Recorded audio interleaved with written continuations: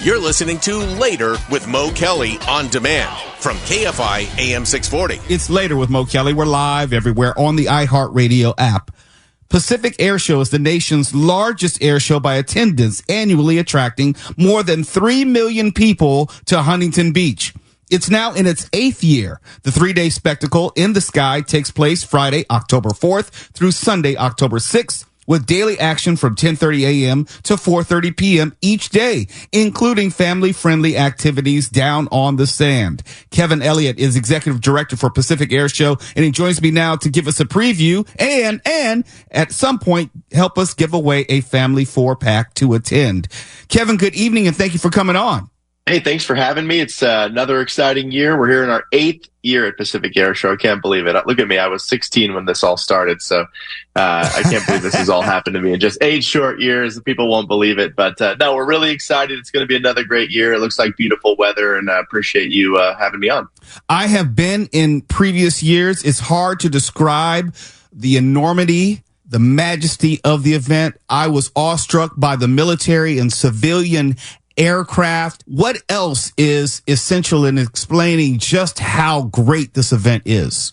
Well, you know, it's a really special event. You have to really attend it to understand, but it's a family-friendly event. I think that's what makes it so great. Not only is it patriotic and community-focused, but it's family. It's not only the families that attend, but the military families, the veterans. Like, it means so much to so many people. And in a world where there's, you know, obviously much to disagree about, I think everybody agrees that coming to the air show and looking up and just watching these amazing machines and these pilots sort of following their dreams, right? They say aviation is a powerful metaphor for following your dream, achieving your potential. I think that's what inspires people when they come down to the beach. Plus, you know, it's at the beach. It's on one of the most beautiful sandy beaches in Southern California. And so a day at the beach with family is already good. When you add all the magic of the airplanes and the military and everything else, it just puts it over the top. Now, we know we got the U.S. Air Force, U.S. Navy, Marine Corps, along with Orange County Soccer Club, LA Rugby, Anaheim Ducks will be all bringing their skills. You know, there's a lot going on just beyond what we see in the air. Tell me about that as well. You said family-friendly activities. Let's get into that. Absolutely, yeah. So, you know, our goal is to continue to diversify the event and elevate the on-ground experience. People say, why do I purchase a ticket when I can look up and see the airplanes, right? But you wouldn't watch a concert from outside the venue, and you shouldn't watch the air show from outside either, right? So you're inside, you're in the commentary, the kids are there. There's plenty to see and do. As you mentioned, all of the particular partners that are going to be activating will have unbelievable military displays, flight simulators, all kinds of things to touch and feel. In addition to that, we'll, of course, have everybody's favorite Maverick and Iceman will be down there in the ticketed venue taking photos and signing autographs. Wait. Maverick and Iceman? Is that like an oblique Top Gun reference? It may be. It is. We have these unbelievable Maverick and Iceman are the hit of the show. If you haven't met them yet, they are unbelievably uncanny to the actual characters, and so we love having them down there. And obviously, a big crowd hit this year inside the venue as well. We are going to have the world's first temporary landing area on the sand at an air show. So we're actually going to be landing STOL aircraft, which stands for Short Takeoff and Landing, right at show center. So if you're down there in the venue, you're going to see these aircraft. They're actually going to be based on the sand. They'll take off. They're going to do their demonstration, come back and land, and then the kids will be able to sit in the aircraft, take pictures. So we're trying to bring more of that action down to the beach and really make it not just about what happens in the air, but also the experience of being in the venue. You talked about how it's a family-friendly event, and I remember when I was a child growing up, I was still in love with the SR-71 Blackbird and what it represented not only for our country, but also just aviation in general. There hasn't been, at least publicly disclosed, a faster airplane. We probably got something better, but we're not going to know about it. But what is it about, this is more a philosophical question, what is it about kids and aircraft? Well, it's a great question. So I myself grew up wanting to be a Blue Angel pilot, interestingly, right? So I grew up building and flying remote control airplanes, and I was always obsessed with flying and being a pilot. That's what I did my whole childhood, was build. My mom used to say my name was Plane Brain, and I would just be gluing my fingers together in the garage. But essentially, I think it's just, there's something exciting about seeing airplanes fly. Like, people are amazed that things fly. And in fact, that's something that we brief in every one of our pilot briefings. You get all the best pilots from around the world, and you have our air boss, Wayne Boggs, who's a bit of a celebrity himself, stand up in front of them and say, no one has to push because people are amazed that damn things fly anyway. And I think there's just some magic about it. And I know it struck me as a child, having built my career in the events business, and this event, popping up in 2016 was the reason I reached out to get involved, and subsequently have become, very deeply involved in it, because we believe in what it means for the community, for the youth, for the families, and for the military families who, by the way, most of them work all year long, traveling around from city to city every week to put on these displays for the American people. And Huntington Beach is the place where they bring their families, right? And they actually take a bit of R&R and spend time with their families. So we're very proud that this community, that Southern California, gets to host so many of those great families. You mentioned Huntington Beach. Let's talk about it. It's one thing to see it on TV. It's one thing to hear about it, but it's another thing to experience it. It is one of the most beautiful cities, not only in California, I would say, in the country. How did Huntington Beach become part of this specifically? Well, the Airshow actually came to town in 2016. I just went to it as a spectator originally, and I happened to found my company here in 2007. I'm born and raised Huntington Beach, 40 years old now, so I've been here for almost 41 years, I guess. And I thought this is amazing. I grew up building and flying remote control airplanes, as I mentioned, and I saw an opportunity to potentially volunteer my skill set, which was in event production, with something that I was passionate about, which was aviation. And that's how I got involved with the Airshow. But Huntington Beach is a very unique venue in that it's got, over 7 miles of completely, sandy beach, tons of parking infrastructure. You go down to Newport Beach and they have homes on the beach, right?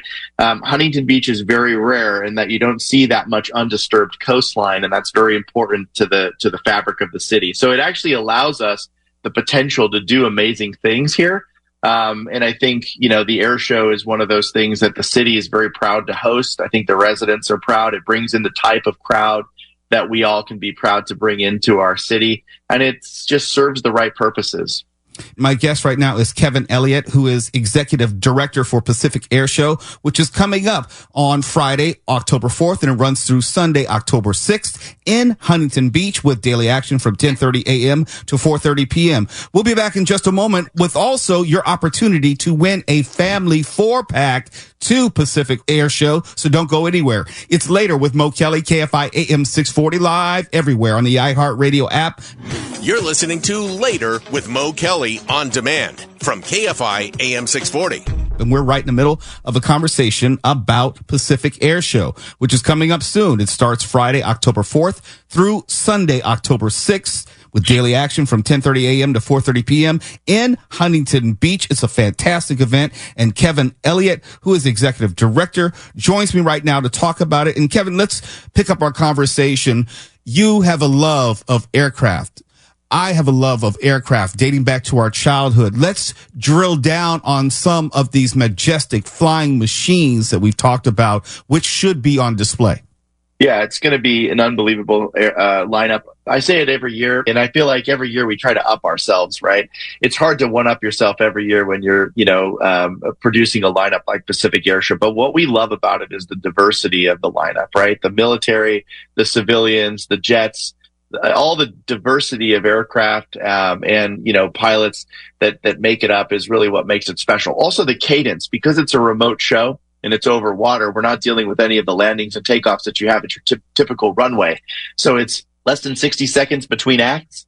And so the pace of the show is unbelievable. But getting into it, we've got the U.S. Air Force Thunderbirds coming back for their 7th appearance at Pacific Airshow. Obviously, always a crowd favorite. A couple of the high points. This will be the final performance of the United States Air Force A-10 Thunderbolt II demonstration team. And so that's pretty significant because after this year, the Air Force is hanging up that aircraft. So like you mentioned with the SR-71 being retired, the A-10 is about to meet its end. And it's an unbelievable display, so we're really honored to have that final display here in Huntington Beach. As I mentioned, we'll have the Stoll planes landing on the beach. And in addition to that, an unbelievable makeup of jets. We've got T-38s, we've got T-33s, we've got a microjet, F-18s, B-25, MV-22 Osprey helicopters, C-130s. Where do I stop? 757s. We'll have Jeff Bourbon this year flying an extra 330 SC. Folks might remember him from flying the Yak 110. We'll have F-35C from the Navy. We'll have 4 F-15s coming from the Louisiana Air National Guard. They call themselves the Bayou Militia. Some new stuff from Scaled Composites. We'll have some jump teams with the SOCOM Paracommandos and on and on and on. But the highlights, definitely the Thunderbirds, the F-22 Raptor demo, and the A-10 Thunderbolt 2 is going to be unbelievable. So come down, you'll have, plenty of aircraft to see over the course of 5.5 hours. F-22 Raptor demo. I think I need to be there for that. And although this may only be across 1 week in October 4th through October 6th in Huntington Beach, correct me if I'm wrong, the planning and execution lead up to an event like this is probably year round, is it not? Absolutely. So I like to say that the best team in the world when it comes to doing this. It's a group of unbelievable professionals, and they're even better human beings. But it's really a 2-year planning cycle. So believe it or not, we're actually already planning 2026's event. 2025, we already kind of know how that's going to go. And so it's a long range effort to produce these shows, to run the largest air show in the world in one of the most complicated airspaces in the world right here in Southern California, and to deal with what happens not only on the beach, but what happens in the water, and then all of the stuff that happens in the air with all of the engagement with every agency that you might imagine. Yes. Is no small planning task. And so Pacific Airshow is a very difficult event to plan, but we've got a great team of professionals. I'm really proud to represent that team. You touched upon something I definitely wanted to talk about, how you have this air show. You're not really far from Ontario Airport. You're not really far from LAX, and the airspace and just the difficulties of trying to manage all that within a certain amount of time. Talk to me as best you can about the complexities which are involved in that. Well, it is very complex airspace.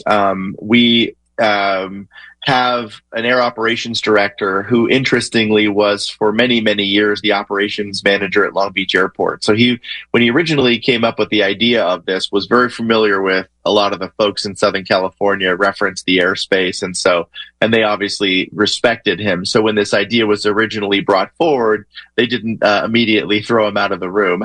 But there was a lot of people that didn't believe it could happen. But through everybody's love of aviation, frankly, and our Southern California TRACON partners who manage the airspace, the Federal Aviation Administration, the City of Huntington Beach, the cooperation of the Joint Forces Training Base, Los Alamitos, and the Army Airfield, Orange County Airport, Long Beach Airport. I mean, so many stakeholders are involved in this to make it a success. And just to opine a bit more, we're building basically, if you could imagine a cylinder that was from show center, that was 5 nautical miles in radius, all the way to 16,000 feet in the air. We're taking control of that airspace to give a safe environment where there's no other aircrafts flying. And so that does involve the rerouting of some commercial traffic around that space, which all of the agencies and partners work diligently on year in and year out to make it sort of transparent to all of the commercial operations that are going on. And to make it a safe environment for us to put this on for the public. So it's a great planning exercise. And I have to say, first class across the way with all of the agencies that are involved. Every single person works hard to get to yes all year long. You got me excited. I'm sure you've gotten our listeners excited. I think now is the time for us to give away a 4-pack of passes to one day at Pacific Air Show, which is running October 4th through Sunday, October 6th. To be clear, this is for one specific day, not all 3 days. But Kevin, I think you're going to be able to help us out with this. I need you to give me a number between 1 and 10. All right. I think we're going to have to go, because it is the final performance of the U.S. Air Force A-10 Thunderbolt 2 demo, we're going to have to go with 10. And no one ever picks 10 on 1 to 10. So we're going 10, Mo. You're not wrong. No one ever picks 10, but it's going to be 10 tonight. So caller 10, a family 4-pack for 1 day of Pacific Air Show, be it Friday the 4th, Saturday the 5th, or Sunday the 6th. They will be yours. Family 4-pack for 1 day of Pacific Air Show, caller 10. Kevin Elliott, I want to thank you for coming on and giving us not only the history, but some perspective about how wonderful this event has been and will be, what families can expect, appreciation for our military families, how they've contributed to this, and also the logistics contained. Kevin, thank you so much, and I'm quite sure we will be enjoying it right alongside with you. Well, you'll be working, but we'll be enjoying it. Thanks for having me, Mo. I really appreciate it. It's Later with Mo Kelly, KFI AM 640. We are live everywhere in the iHeartRadio app. You're listening to Later with Mo Kelly on demand from KFI AM 640. KFI, Mo Kelly, we're live everywhere on the iHeartRadio app. And I think we have a winner, Carol in La Habra. Congratulations. You will be going out to the Pacific Air Show, you and 3 of your friends, family members, and Tuala. I couldn't quite hear all the call, but she seemed very, very excited. Very excited. She was exceptionally excited. She is a fan of the show. She has never won anything before. She is just a regular listener. Carol Jost in La Habra, congratulations. Foosh, she loves your little laugh. She said Foosh just has the cutest little laugh, and I love it. Aw, babe. That's awesome. As I was listening to Tuala I want to make a turn here. As I was listening to Tuala talk to Carol and get her winner information, we had TVs on in the studio, as they always do. And I was watching what was happening in Florida with Hurricane Helene, and I was listening to Mark Ronner with his news report. And we often talk about how, there's been this increase in earthquakes here. We don't get out of bed before at least a 5 on the Richter scale. But part of the reason why I love California and will continue to live in California, despite all of its warts, and I'm not going to deny that California has its issues, despite that it is more expensive than just about any other state in which to live. Part of the reason why I do prefer to stay in California is for the weather. When I say the weather, I'm not talking about 75 degrees outside in December, although that is nice. I'm talking about I don't have any concern of any hurricane. And you have Hurricane Helene, which is just now hitting land at wind speeds up to 140 miles an hour. 1 million people right now without power. And it's going to get worse, unfortunately, before it gets better. And there will be another hurricane season next year. There may even be another hurricane before this hurricane season is over. Those are the conscious decisions that I have. And as much as we joke about earthquakes, no one has been dying in them, knock on wood. No one has been dying in them for quite some time. I can't tell you specifically, but outside of the Northridge earthquake in 94, which is literally 30 years ago now, I don't know of another earthquake in recent times in which anyone has perished. And I hope that we keep that same record. But that's part of the reason why I prefer California over any other place. There will be people who will die because of just the cold this winter in the Midwest. Just the cold. Garden variety snow winter season. People will die because of that. There will be people who will unfortunately perish in tornadoes this year. Every single year. I would much rather take my chances with earthquakes. And I'm not saying that that could all change tomorrow. But as of right now, from what I know, what I've lived through, what I've seen, and even though science is such that they can predict hurricanes, it doesn't mean that I ever want to be in the path of one. It doesn't mean that I ever want to deal with the possibility or the likelihood of having a hurricane pass through my state and destroying everything that I hold dear. And that is a concern that people in that portion of the Gulf and the eastern portion of the United States have to deal with every single year. Living in Erie, Pennsylvania, it was absolutely beautiful watching the seasons change. That is something to see. Watch the trees go from green to yellow and gold and the leaves fall, and watching all that happen. It was beautiful. Lightning bugs, beavers and all that. Loved it. The very first winter, when that snow came and they said we closed down the schools, the roads, everything, batten down the hatches, I said, I don't think this is for us. Telling the family, I don't think this is for us. But, they said, well, the snow will melt. When that first tornado came close to coming through exactly where we lived, we had to go in our garage and get in the car, and the sound, there's nothing you've ever experienced that's like the sound of a tornado going through the area and not even hitting landfall in our town. It just went through, and you would have thought death was coming for you. And at that point, we literally called the property owner and said, hey, we are packing our bags. We are leaving. This is not for us. We're going back to California with the earthquakes that we love. That's it.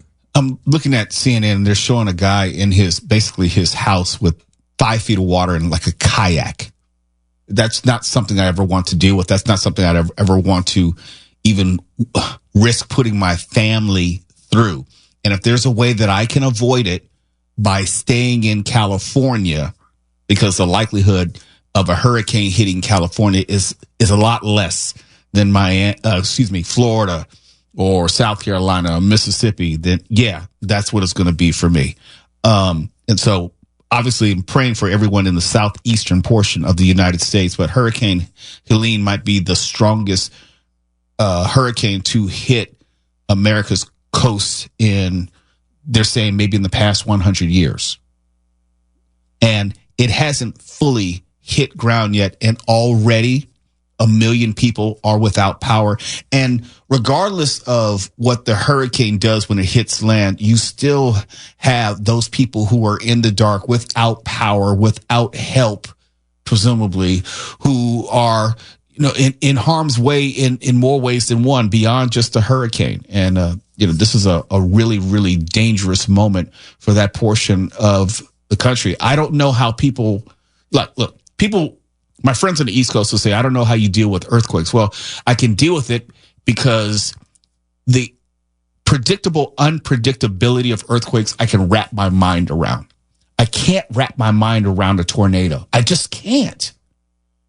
You have, let's say, a minute or 2 minute warning before a tornado hit touchdown P1 to P5. You just don't know. Look, you may have a week warning for a hurricane, but still, they've already had a few people die in Florida and Georgia already. Yeah, more than anyone who's died in an earthquake. And I'm not saying that any level of death is acceptable, but I can say that people aren't dying, again, knock on wood, due to earthquakes. Beyond the death, this that we're looking at on TV, imagine you're at Chateau Le Mans and you go downstairs and you cannot go downstairs because it's just water. This individual is literally in a kayak, and it's not just the water in his house, it's all outside, because you can see the door is open and water's just coming in. It's rising. Yeah. How does that person get back to normality? How does that person make sure that everyone in his family in close proximity is safe? I don't know. A smartass can say, well, you should have left town. Okay, right. But, you've left everything. What are you coming back to, if at all? Yeah. It's Later with Mo Kelly. We'll check in with George Norrie in just a moment. You're listening to Later with Mo Kelly on demand from KFI AM 640.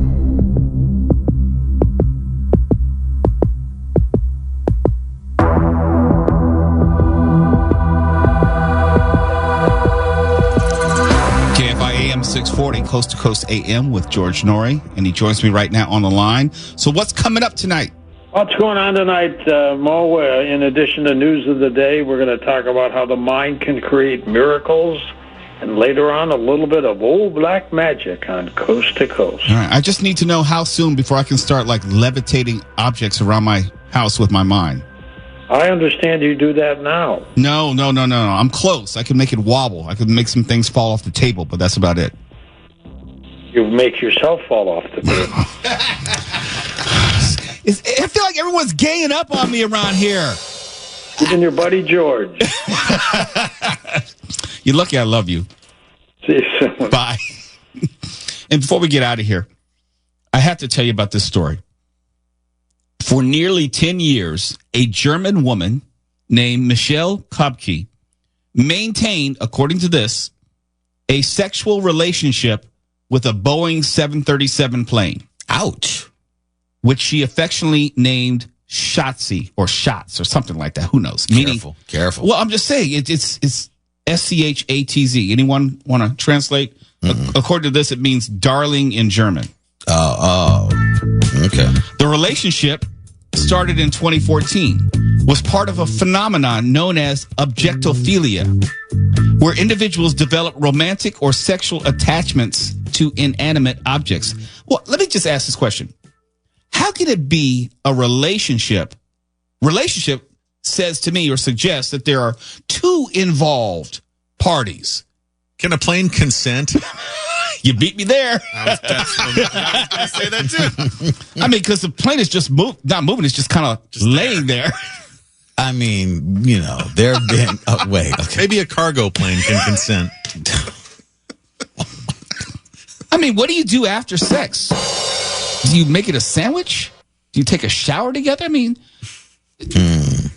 look. You can definitely get it a drink from the minibar. Well, but think about it this way. There's no real acknowledgement of whether it was good or not for the plane. We've all had those moments where you're wondering well, did she like it? And there's absolutely no feedback. None. You're going to town. Whose plane is it? Say my plane. Say my plane. If you want to feel bigger, go with a Cessna. Oh, Jesus. It's not the size, it's the motion of the propeller. Yeah.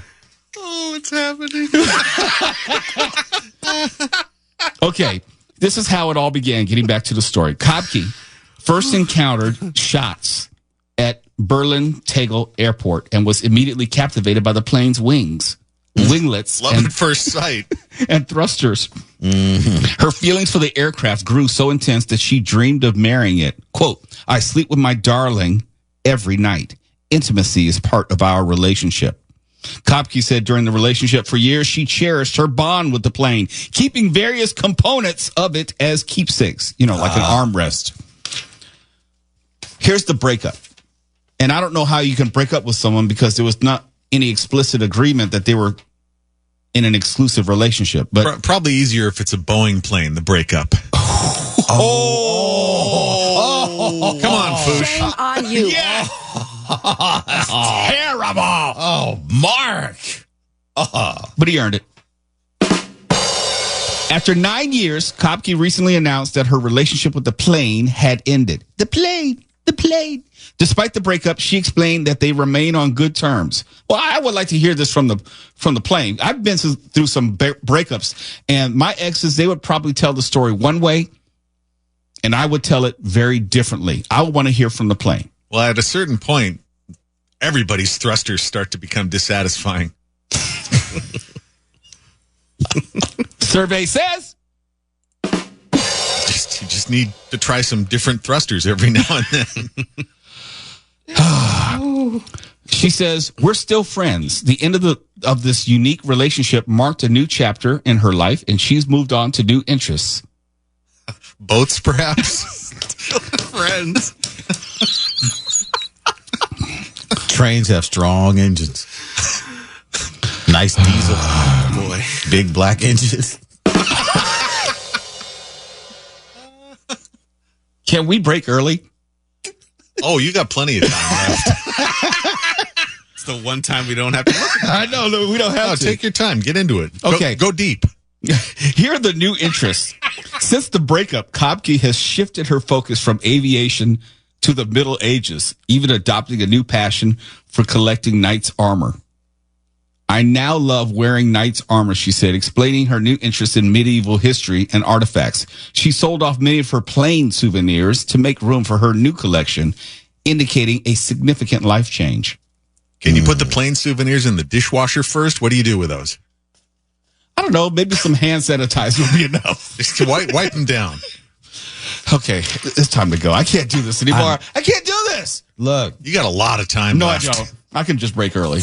this is very unique, and we must understand objectophilia, and it is a real condition. It's as real as your fear of bees. Yeah, people get it on with cars. I'm not kidding. Yes, I wish I were kidding. And J.D. Vance hit a sofa.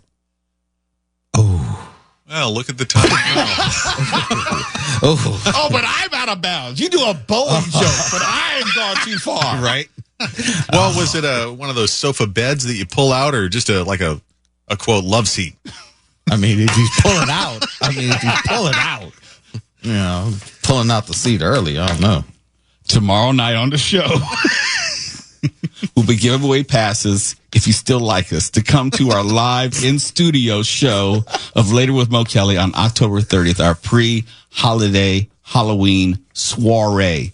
So tomorrow night, name that movie cult classic, giving away passes. All you got to do is make sure you name the title of the movie. Are we going to make them have to win?